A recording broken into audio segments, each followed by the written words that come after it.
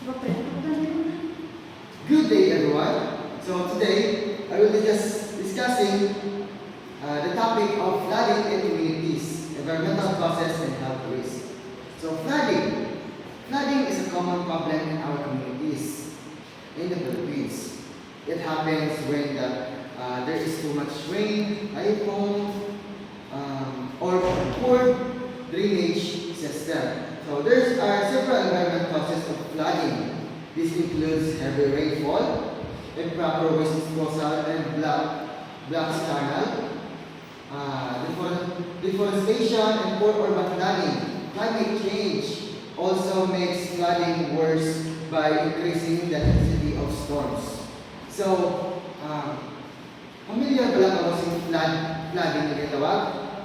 So, the topic of the piece is identify the environmental cause of flooding, discuss the health risks associated with flooding, suggest ways to prevent and manage flooding in communities. So, the environmental causes of flooding in communities is often caused by natural and human factors, heavy rainfall and typhoons, improper waste disposal and clogged drainage system, deforestation, loss trees, poor urban planning and drainage system, climate change. So, ako itong about natin sa inyo causes of flooding. So, the health risk of flooding is flooding can lead to various health problems, including the waterborne disease such as diarrhea, leptospirosis. So, when umagbaha, grabe natin makuha ang diarrhea at ang leptospirosis when our wounds are not healed pa, kag magkasa-kasa, baha. So, skin infection due to dirty flood water, respiratory illness from the damp and polluted environment, injuries and accidents during floods, stress and mental health issues due to disaster. So, that's the risk, that's the health risk of flood kung magbaha sa aton. To prevent flooding, so our communities have a prevention to prevent flooding. We must practice a proper waste disposal, cleaning, drainage system, and plant trees. So the first thing to do is the proper waste disposal. So in proper waste disposal, we have a 3 R's: recycle, reuse, and so we use 3 R's. So that's the importance of proper waste disposal. So the second is clean the drainage area.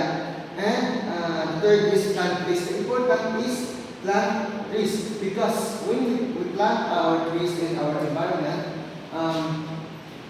there's a chance, there's a low chance to have a community to have a flood. So that's why the importance of planting trees. So that's the prevent of flood, to manage flooding.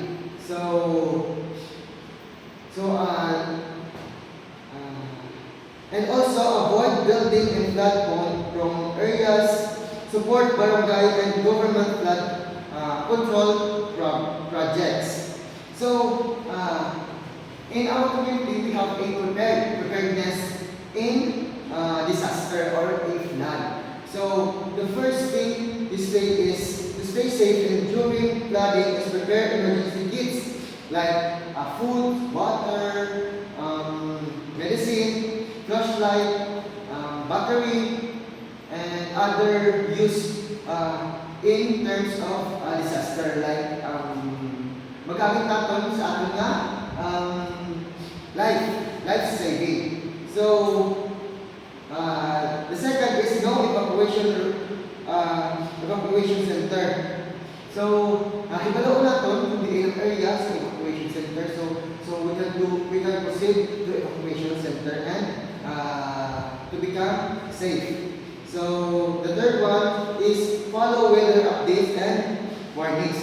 So the first thing we do to more updates and warnings in weather forecast. So we have a radio, so dapat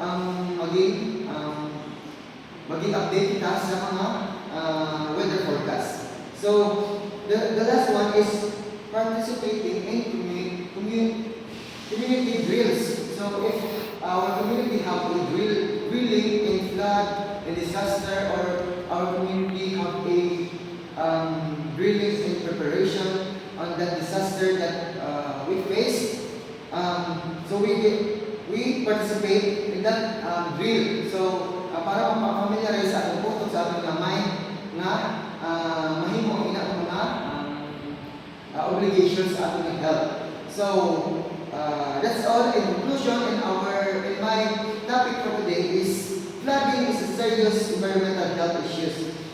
They can affect many lives, many communities through proper environmental practice,